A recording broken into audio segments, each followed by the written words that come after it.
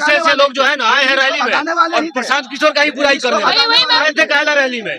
इतना धूप चाहे थे, मोदी का बी टीम प्रशांत किशोर नहीं है। प्रशांत किशोर यहाँ पे चुप रहिए, बोलने नहीं आता है, समझ है नहीं बात, राजनीति का क्या समझ है। बात हो रहा है बिहार का, चलेगा मोदी बिहार के बदलाव के लिए प्रशांत किशोर आगे आए हैं। और जितनी जो हजारों लाखों की भीड़ है ना, ये उम्मीद पे आई है।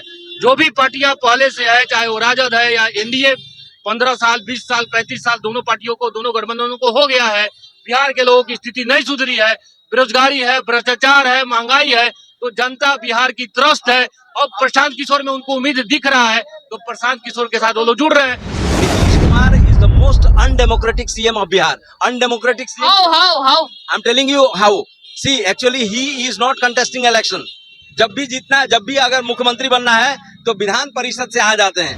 बोलना ये है मैम कि कोई भी नेता हो उसको कम से कम MA ग्रेजुएशन होना चाहिए, तब उसको पद मिले, या नेता नहीं मिलना चाहिए।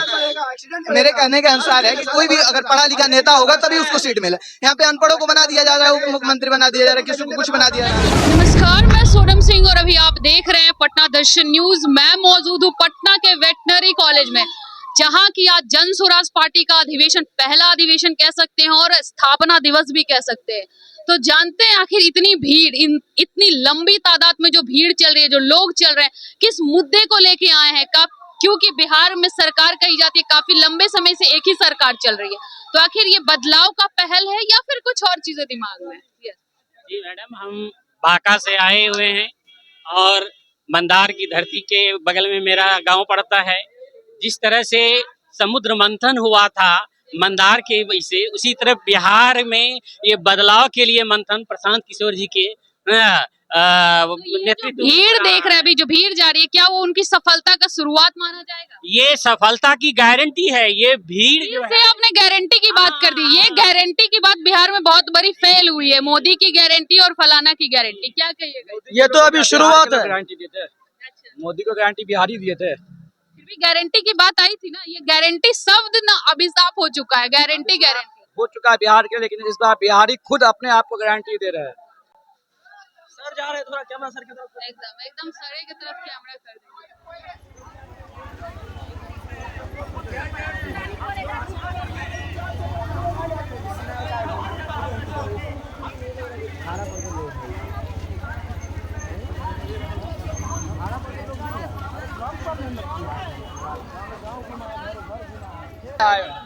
हम लोग 400 किलोमीटर कहाँ से आप लोग आए? किशनगंज से, बिहार के आखिरी बॉर्डर बंगाल के बॉर्डर से आए हैं, बांग्लादेश के बॉर्डर। किशनगंज में क्या प्रशांत किशोर को लोग जानते हैं? जी बिल्कुल जानते हो कि किशनगंज से आज 25 बस और 200 स्कॉर्पियो कार आई है। अच्छा, एक बात मैं पूछूंगी, जैसा बिहार में जाना जाता है कि जातिगत राजनीति होती है, क्या प्रशांत किशोर में वो राजनीति देखने को मिलती है? नहीं, वो राजनीति देखने को नहीं मिलती है।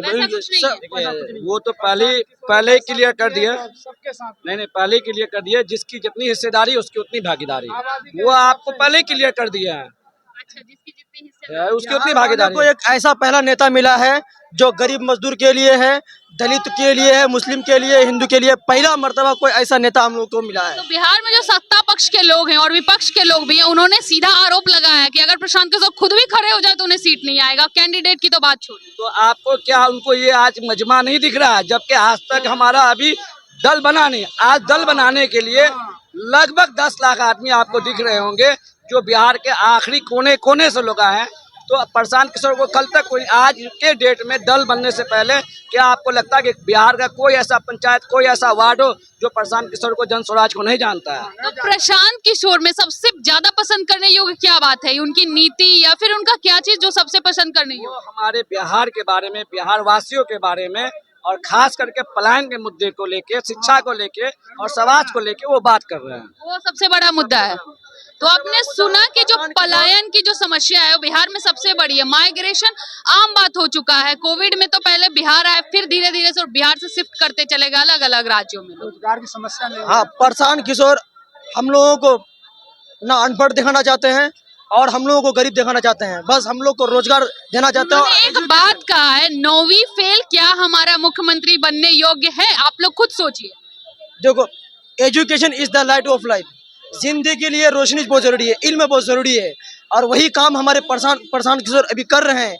एजुकेशन के बारे में बोल रहे हैं, और उसके बाद रोजगार। आज हमारे बिहार के लोग दूसरी जगह जाते हैं, काम करने के लिए जाते हैं।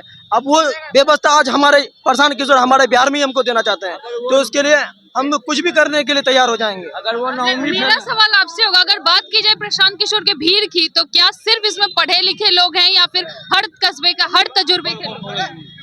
आपको दिखेगा कि हम मुस्लिम समुदाय के हैं, ठीक है, और यहाँ ब्राह्मण, हरिजन, आपको सिंह। नहीं, मेरा सवाल पढ़ा लिखा का तजुर्बा था, क्या कि सिर्फ अनपढ़ लोग हैं या पढ़े लिखे? पढ़े लिखे की बात नहीं है, राजनीतिक में कोई भी आ सकते हैं। हमारा संविधान ये अधिकार देता है, पढ़े लिखे होने से जरूरी नहीं है, राजनीतिक में कोई भी आ सकते हैं। ये जो नीतीश सरकार में घूसखोरी देखते हैं, जमीन के मोडेशन के, हर तरीके, हर जगह, जिला से लेकर हर जगह करप्शन है। हम लोग ये करप्शन फ्री कर देंगे जी, हमको तो लग रहा है कि मतलब कि ये करप्शन खत्म होगा अब की बार। लग रहा है, उम्मीद भारत के जनता में जगी है कि करप्शन फ्री हो जाएगा प्रशांत किशोर के आने से। आपका क्या कहना होगा, क्या प्रशांत किशोर के आगमन से बिहार करप्शन फ्री होगा? प्रशांत किशोर जी का देख रहे हैं कि जिस तरह का भीड़ है, और यहाँ का जनता परिवर्तन के दृष्टिकोण से यहाँ पर आए हैं, और उनका काफी मजबूती से यहाँ पर उनका भीड़ का जमावड़ा रहा है, और प्रशांत किशोर जी के द्वारा अच्छे बिहार का कामना हम लोग कर रहे हैं। प्रशांत किशोर जी के तो ये भीड़ सिर्फ भीड़ है या फिर उनका प्यार है जो लोगों को यहाँ तक खींच लाया? नहीं, प्यार नहीं है, उनका जो पद यात्रा जो हुआ, और गांव-गांव में जाकर के उन्होंने सबसे मिला, और कहीं न कहीं समाज के बीच में, बिहार के बीच में अपने विश्वास को उन्होंने जीता है, और जिस कारण से आज इतना भीड़ है, और लगभग सब जन स्वराज में हो गया है। और आने वाला समय में अभी 4 गो उपचुनाव होने जा रहे हैं, उसमें आने वाला रिजल्ट ही आपको पता चल जाएगा कि प्रशांत किशोर जी का आने वाले जो चुनाव है 2025 विधानसभा चुनाव, वो अपने सारे सीटों पे कैंडिडेट्स खड़े करेंगे। क्या उम्मीद है उन सारे कैंडिडेट्स में कितने लोग सीट जीत के लाएंगे? अभी जो सारे सीट पे, उसका एक छोटा सा उदाहरण आपको 24 में ही मिल जाएगा, जब उपचुनाव होने जा रहा है। उपचुनाव में दावा किया जा रहा है कि लगभग हम लोग चारों सीट हम लोग जीत देंगे, और यही एक संदेश हम लोग भेजेंगे, और लगभग हमको लगता है कि प्रशांत किशोर जी का 200 प्लस रहेगा। आपने एक भीड़ की बात की, ऐसी रैलियां पहले भी हमारे बिहार के और भारत के नेताओं कर चुके हैं, लेकिन अब उनका कोई अस्तित्व नहीं रहेगा। लेकिन उनका मुद्दा कुछ और था, अभी जन स्वराज का मुद्दा है, विकास के लिए और बिहार के लिए बात कर रहे हैं, बिहार के बच्चे के भविष्य के बारे में बात कर रहे हैं, एजुकेशन के बारे में बात कर रहे हैं, भारत के संविधान के बारे में बात कर रहे हैं। तो इनका जो भी लक्ष्य है उसमें शक्तिपूर्ण प्रभाव लग रहा है, जिस कारण से इनका कंटिन्यू रहेगा। बहुत सारे नेता आते हैं, ये 15 लाख क्या क्या काला धन, दिस डेट, बहुत सारा चीज का प्रलोभन दे करके यहाँ से वोट बिटोर के ले जाते हैं। लेकिन आपने भी सुना है प्रशांत किशोर जी का, इनका कोई भी संदेश ऐसा नहीं रहा है कि समाज से अलग हट करके जो भी टिकट मिलेगा। इन्होंने भी सेम मुद्दा उठाया, रोजगार का मुद्दा, जो इलिटरेसी है उसका मुद्दा उठाया, उसका मुद्दा उठाए हैं। लेकिन इसमें एक चीज है कि इसका निर्णय जो लेगा वो जनता लेगा। मान लिया जाए कि बहुत सारे नेता हैं, वो पैसा दे करके टिकट ले लेते हैं, लेकिन आप टिकट लेने के लिए पहले मेहनत करना पड़ेगा 6 महीना, और वहाँ का जनता, उस विधानसभा क्षेत्र की जनता वो तय करेगी कि हाँ फलना आदमी इस योग है, उसी को टिकट मिलेगा। आप लोग किस विचार? हाँ जी, देखिए, असली बात यह है कि ईडी ने इनको धर लिया, जब धर लिया तो फंस गए तो मोदी बुला लिया। कौन फंस गए, कौन बुला लिया? अरे फंस गए जनाब, जनाब जन स्वराज वाले, समझे न। अब जो है इनसे काम लेना है तो डायरेक्ट ना अरेस्ट करके उनसे बड़ा काम ले रहे हैं कि हम फंडिंग पे दे रहे हैं, और तुम महागठबंधन जो बिहार में है सारा वोट जो है विकास के नाम पे अलग करो। नीतीश को भी हराना है, और प्लानिंग है बीजेपी की, वहाँ नीतीश का भी हराना है, और उसके बाद महागठबंधन को भी हरवाना। तुम जितनी सीट लाओ, हम तुम्हारे साथ मिलकर सरकार बना लेंगे। अगर बात की जाए टक्कर की, तो आप कितने लोग को टक्कर का मानते हैं बिहार में? कौन कौन सी पार्टियां हैं जन स्वराज के टक्कर में? फुल्ली फंडेड है बीजेपी। अगर फंडेड ना होती, समझे न, तो इस वक्त चाहिए था जो पूरे देश में जो है मोदी देश के संविधान को खा रहा, बर्बाद करने की पूरी प्लानिंग कर रहा हर जगह, मतलब के मोदी तो बोल रहे हैं हम विकास कर रहे हैं, आप कह रहे हैं प्लानिंग कर रहे हैं। आप ये बताइए कि सारे LIC विनाश हो रहा, विनाश। ये बताइए LIC बेच दिया, रेलवे बेच दिया, एयरपोर्ट बेच दिया, भेल बेच दिया, सेल बेच दिया, सब बेच दिया। देश की जनता 15 करोड़ रुपये 15 लाख बिहार अकाउंट में आएंगे, नहीं आए। 2 करोड़ रोजगार मिलेंगे हर साल, उनका 2 करोड़ बेरोजगार हो रहे हैं। इनका क्या कहिएगा, ये आपके जन स्वराज के जो हैं उन्होंने भी यही सेम बात कहा कि हम भी रोजगार देंगे, रोजगार इस लाएंगे। तरीके से अन्ना हजारे बीजेपी के एजेंडे पे काम, अन्ना हजारे भगोड़ा देशद्रोही कहाँ चला गया। पूरी कांग्रेस को खत्म करने के लिए अन्ना हजारे को फंड दिया कौन? बीजेपी। वो देशद्रोही था क्योंकि आर्मी का भगोड़ा था, जो आर्मी का भगोड़ा वो देशद्रोही। हमने उसी तरीके से ये पूरा उन चुंगल में फंस गए, तो पूरा महागठबंधन को खत्म करने मोदी इनका इस्तेमाल कर रहे हैं, समझे न। जिस जन स्वराज के पार्टी को इस्तेमाल, बिल्कुल बिल्कुल बिल्कुल इस तरह जन स्वराज को मैं कहूँगा। और सुनिए, मोदी जिनको भेजे, ऐसे ऐसे लोग जो है ना आए हैं रैली में और प्रशांत किशोर का ही बुराई करने आए थे कहला रैली में।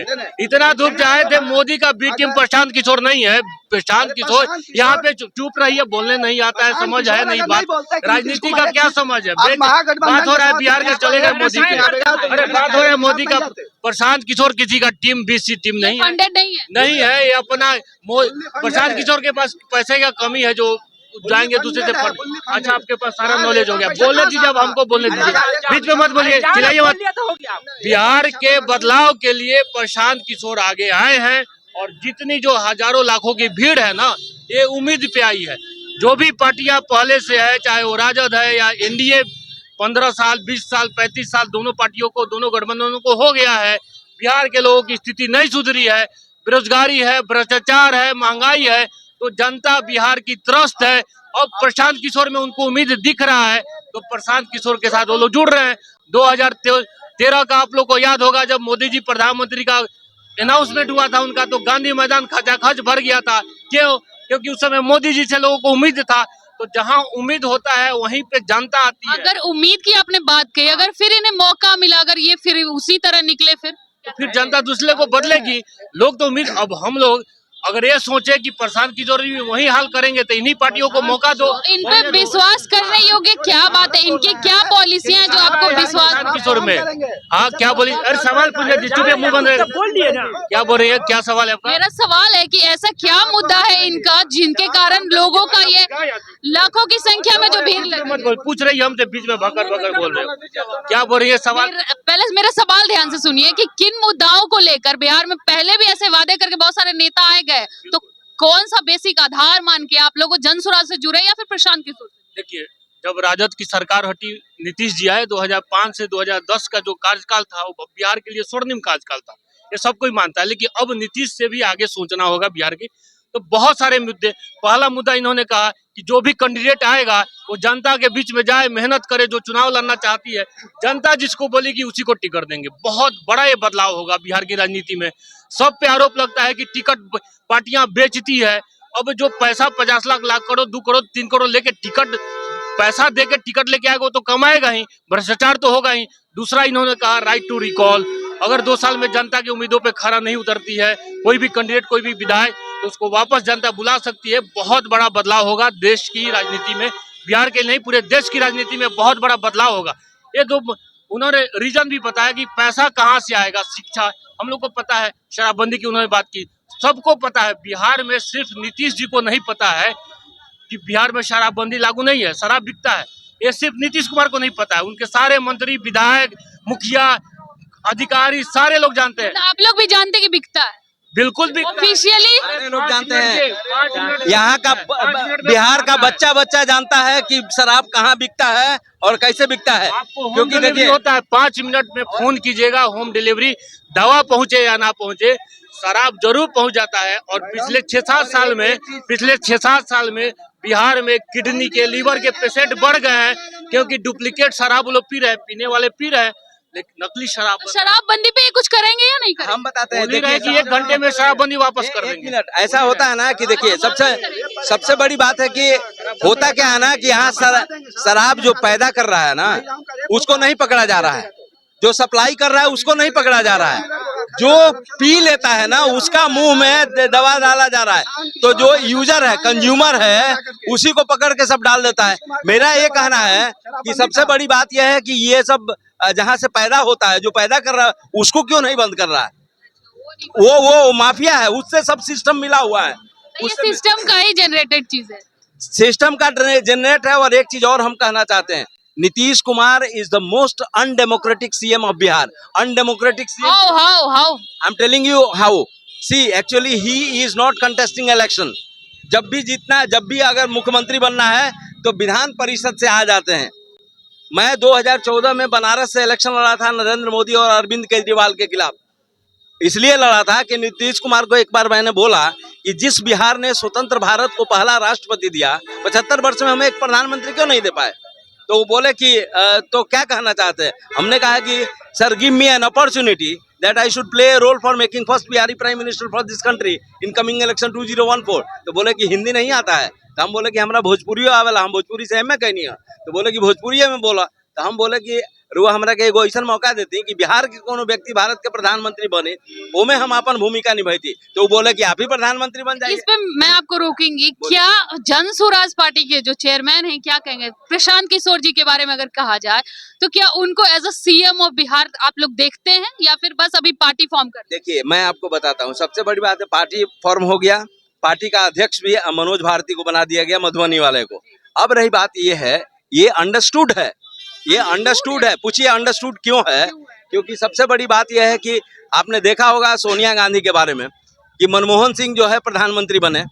अब प्रधानमंत्री का जो सिस्टम है, रिमोट कंट्रोल किसके पास होता था? सोनिया के पास होता था।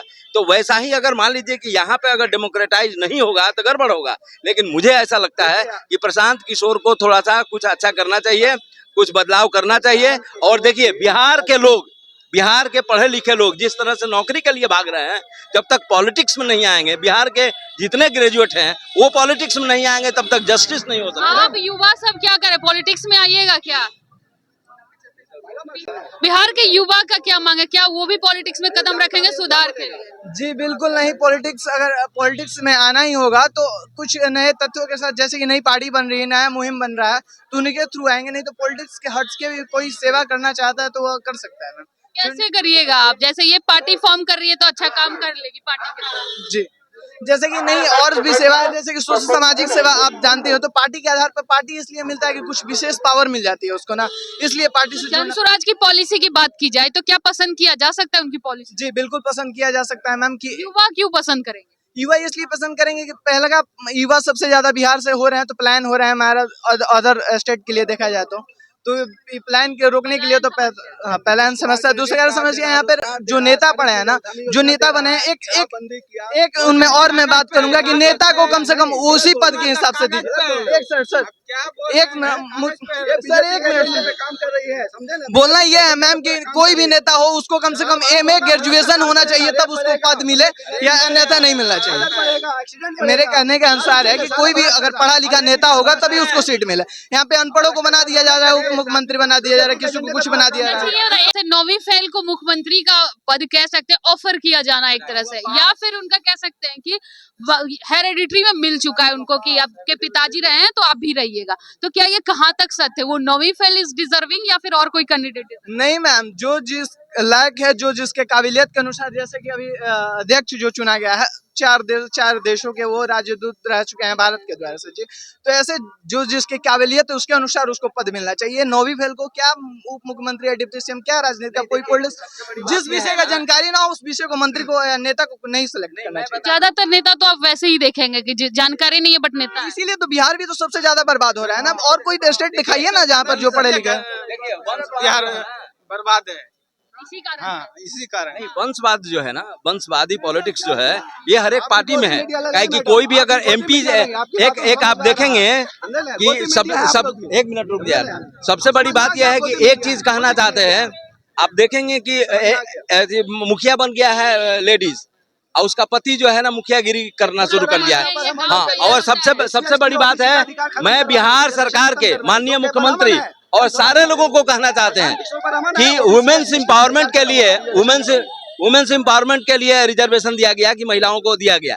महिलाएं चुनी जाती हैं, लेकिन मैं फाइट नहीं करती। उसके बदले में एक प्रतिनिधि के रूप में उसका पति करता है, नहीं तो उसका घर वाला करता है।